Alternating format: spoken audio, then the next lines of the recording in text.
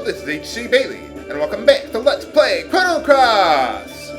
Sorry I had to cut the stat gains short in the last episode. I figured I was just a little short on time here, but well, there we go. We got the stat gains from the boss fight. Pretty good ones, too. Now, we could continue on through these highway runes, but you know what? This place is just too creepy. It's too scary! I gotta get out of here! No, but seriously though, I do want to leave the Dead Sea now that I've gotten up to level 25.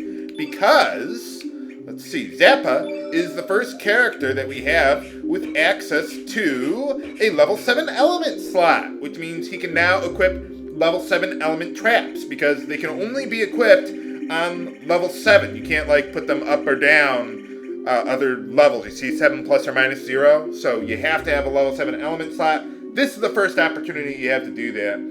Actually, there is another character that I haven't recruited yet that gets access to it, but, well, I don't have them yet. And Harley also has access to her level 7 element slot, but it's taken up by her level 7 tech, so we can't do anything with her for that. But anyway, with our level 7 element slot, I'm going to try and get some of our level 7 summons.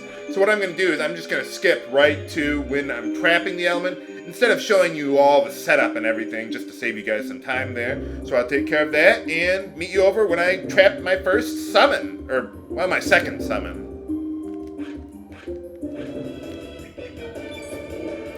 Yes, got it. We're back at the Isle of the Damned, fighting an airframe who is casting the mothership summon there. Trapping summons works just like trapping other elements, except that you need the field effect to be all the right color. So you see the field effect is all black, so you have to do that in order for this guy to even have a chance of being able to cast the summon. So let's heal up now. Sometimes you'll also need to meet very specific conditions in order for the enemy to cast the summon, not just, the field effect being all the right color and everything. I've heard that for this one, for airframe, it has to start the battle alone.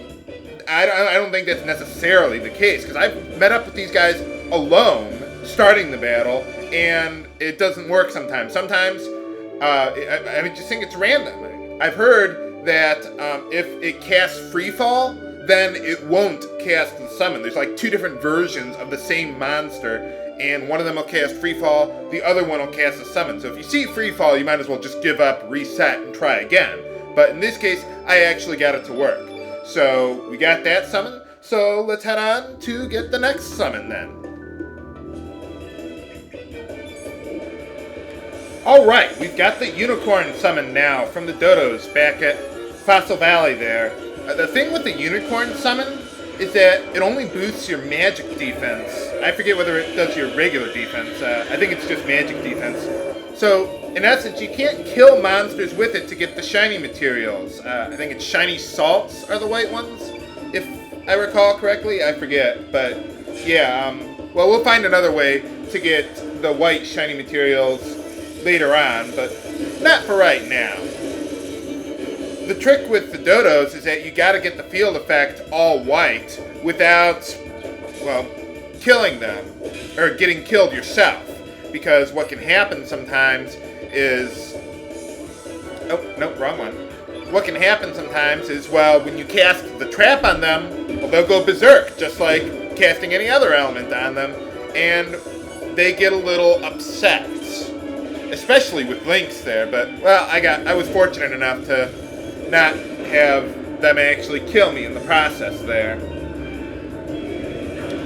But, I figured I'd just show you how to get the unicorn summon from these guys, and, well, that would be that. There we go. Got him. Yeah.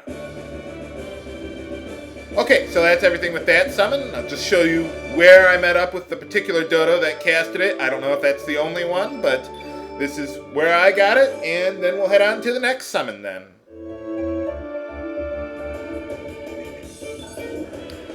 Alright, there we go. We got the Sonya element, or Sonja. I think the J is pronounced with a Y sound, but whatever. It's the green attacking summon, so there we are. Now, the trick with this one is that the bulb that we got here at Shadow Forest has to be alone in order to cast the summon. Because when it's alone, it'll go into a different attack pattern that includes that summon.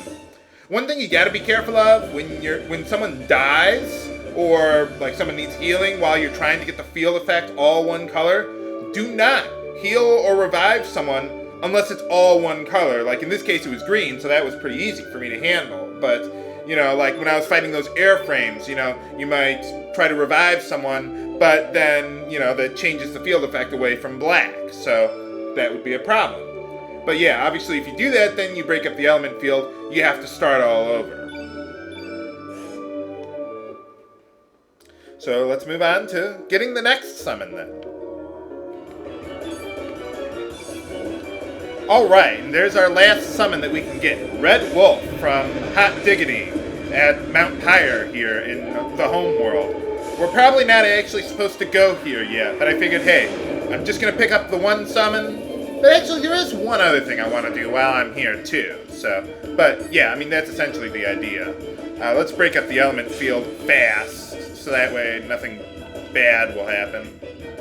Eagle Eye yourself there, Lynx, why not?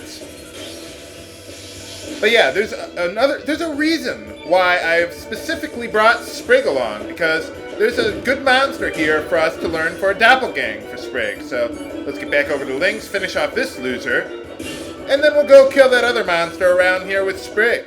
Yeah.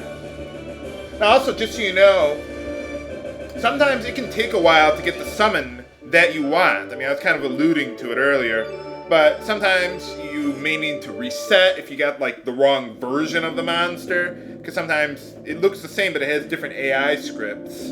Or you got to get like the right conditions, like maybe the monster has to be alone. This one I just got right away, so I don't care about that in this particular case. But if you really want to know, there's a very excellent element guide on GameFAQs that has some of the monsters, or the AI scripts, for monsters that cast those elements, or the summons, that in this case I was particularly looking for.